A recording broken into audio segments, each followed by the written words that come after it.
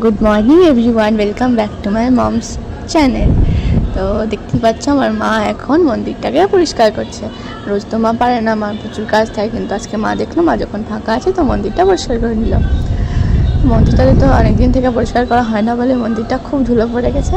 তো এই মন্দিরটা যেহেতু খুব বড় তাই আমার মন্দিরটা পরিষ্কার করতে প্রচুর টাইম লেগেছে, তাই তো ভিডিওটা বেশি বড় করতে পারিনি। তো তারপরে মা পুজো করে নিল। দেখতেই পাচ্ছ মা শিব ঠাকুরকে দুধ গঙ্গা জল দিয়ে স্নান করাচ্ছে। আমার কিন্তু পুজো দেখতে খুব ভালো লাগে, আমি কিন্তু রোজ মার পাশে বসে বসে পুজো দেখি। সকালবেলায় আমি পড়ার থেকেও সময় বের করে আমি এসে এখানে পুজো দেখি, কারণ আমার পুজো দেখতে খুব ভালো লাগে। দেখো রান্না বান্নাতে শুরু করে দিয়েছি। আজকে রান্না করব পটল পোলাও। পোলাও যেমনভাবে করি ঠিক সেই রকমই তার সঙ্গে পটলটা অ্যাড করব। আর গুনগুন পটল খায় না বলে তার সঙ্গে অর্ধেকটা আলুও আমি দিয়ে দেবো। আজকে হচ্ছে শনিবার, তাই নিরামিষ একটা রান্না। তো পটল পোলাও করতে গেলে তো পটল মাস্ট। তো প্রথমে আমি পটলটা ভেজে নেব খুব লাল লাল করে, একদম যেন ভাজার সময় পটলটা রান্না হয়ে যাওয়ার মতো নরম হয়ে যায়, সেইভাবেই আজকে পটলটা ভাজবো।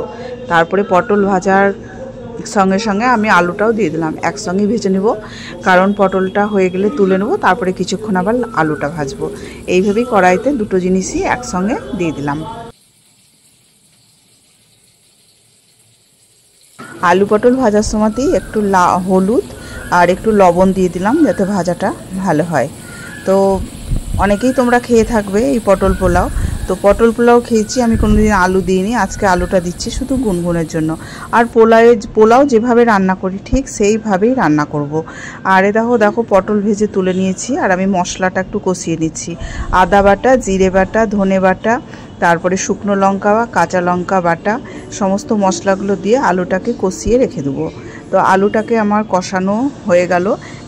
এখন কিন্তু আমি জল দেবো না, কষাই রেখে দেবো। এবার আমি পোলাওয়ের জন্য চালটা রেডি করব।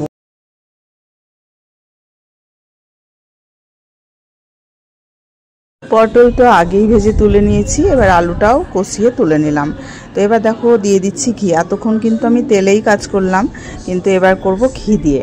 পুরোটা ঘি দিয়েও করা যায়, কিন্তু আমি অত ঘি ইউজ করি না, তেল দিয়ে সবজিটা করে নিলাম। এবার আমি পোলাও যেহেতু চাল দিব তার জন্য ঘি দিয়ে দিলাম। আর এখানে দেখো কাজু, কিশমিশ, শুকনো লঙ্কা, ছোটো এলাচ, দারচিনি, লবঙ্গ, তেজপাতা সমস্ত কিছু দেখো একটা ট্রেতে আমি নিয়ে নিয়েছি, সবগুলোই তেলের উপর দিয়ে দেবো, দিয়ে চালটাও দিয়ে দেবো, দিয়ে একসঙ্গে ভাজবো।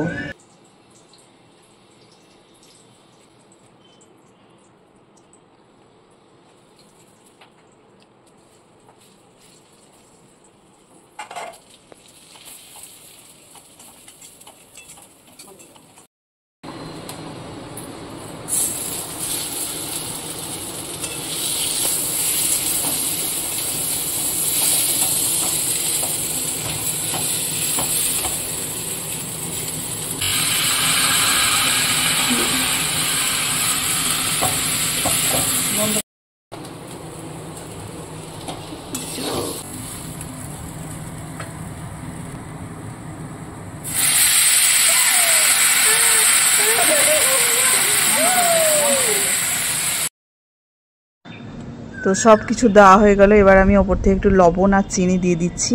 এর আগেও একটু দিয়েছিলাম, কিন্তু দেখলাম যে একটু কম হয়েছে। আর একটু হলুদও দিয়ে দিয়েছি, কারণ হলুদে আজকে চালে হলুদ মাখিয়ে রাখিনি, তো তার জন্য রঙটা অতটা আসেনি। তো তার জন্য আবার এখন একটু হলুদ দিয়ে দিলাম, আর একটু জলও দিয়ে দিলাম। গরম জল কড়াই ছিল আমার, তো এখন একটু ফুটবে। তো পটল আর আলু দিতে বাকি থাকলো। তো দেখো এবার আমি দিয়ে দিলাম, পটলও দিয়ে দিলাম, আর আলু তো আমি আগেই দিয়ে দিয়েছি। তো এবার ঢাকা দিয়ে দিলাম।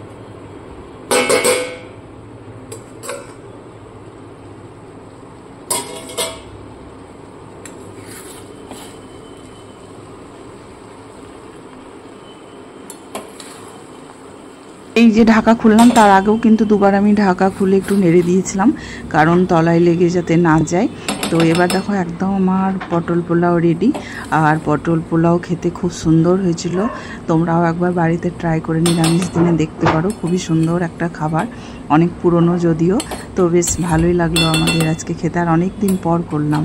তো পটল পোলাও তো হয়ে গেল, তো তার সঙ্গে একটু ভাজাভুজি তো লাগবেই, তাই দেখো বেসন গুলে নিয়েছি আর বেগুনও কেটে নিয়েছি। তো হবে বেগুনি, আর এদিকে তেল চাপিয়ে দিয়েছি কড়াইয়ে। তো বেগুনিটা এবার ভেজে নেব, তাহলেই আমাদের খাওয়া দাওয়া শুরু হয়ে যাবে।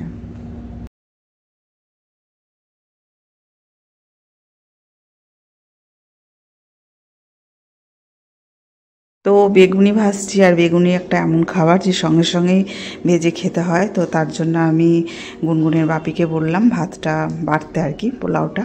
তো দেখো পোলাওটা এদিকে বাড়ছে, একটু শক্ত শক্ত মানে জমাট বেঁধে গেছে, তুলতে ওর অসুবিধা হচ্ছে। তো হাতাটাও একটু মানে অন্য নিয়েছে, যদি আর একটা মানে খুন্তির মতো হাতা আছে ওইটা দিয়ে বাড়লে তাড়াতাড়ি কেটে কেটে উঠতো আর কি। তো যাই হোক, ও এদিকে খাবারটা বাড়ছে আর এদিকে আমি বেগুনিটা ভেজে দিচ্ছি।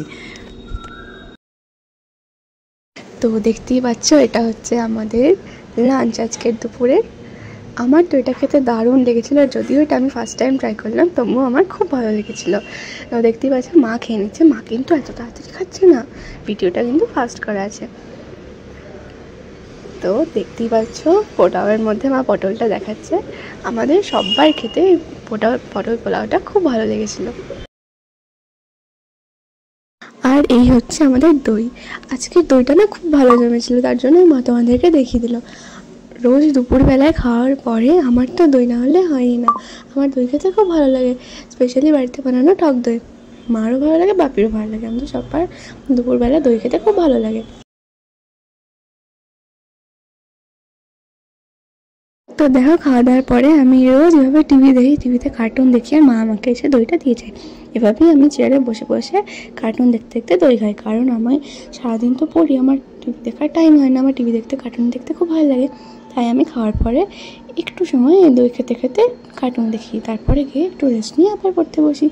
দেখতেই পাচ্ছ বাপি ওখানে ঘরে এসিটা চালিয়েছে বলে দরজাটা লাগিয়ে দিল, আর তারপরে বাপিও বেরিয়ে চলে এলো। আসলে দই খাওয়ার পরে আমরা সবাই মিলে ঘরে ঢুকে একটু রেস্ট করবো।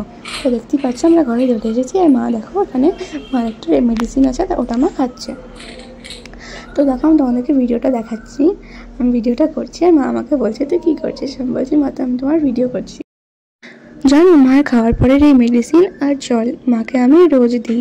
মা আসলে খাওয়া দাওয়ার পরে কাজ টাজ করে এসে মা খুব টায়ার্ড হয়ে যায়, তো মা এসে এভাবে বসে আর তারপরে মা আমাকে বলে ওষুধটা এনে দিতে, আমি মাকে দিই। এটা কিন্তু আমাদের রোজকার ঘটনা। আর সত্যি কথা বলতে রোজ রোজ মা শোবার আগে মার বিছানা ঠিক করে দেওয়ার দায়িত্ব থাকে আমার, কিন্তু যেহেতু আমি যখন কার্টুন দেখছিলাম তার জন্য আমি তখন করতে পারিনি না। তো কিন্তু আমি কার্টুন দেখার মাঝেই আমি ঘরটা ঠিক করে দিয়ে চলে যাই। তো দেখতেই পাচ্ছ আজকে যেহেতু আমি ঘরটা ঠিক করতে পারিনি, মা এখানে ঠিক করছে ঘরটা, আর এদিকে মা বালিশটা ঠিক করে নিল মা শোবে বলে। তো ভিডিওটা আজকে এখানে শেষ করলাম। ভাবছো তো আমি কেন শেষ করলাম? কারণ আমি শুরু করেছি, তাই মা আমাকে বললো আজকে আমাকেই শেষ করতে। Bye bye.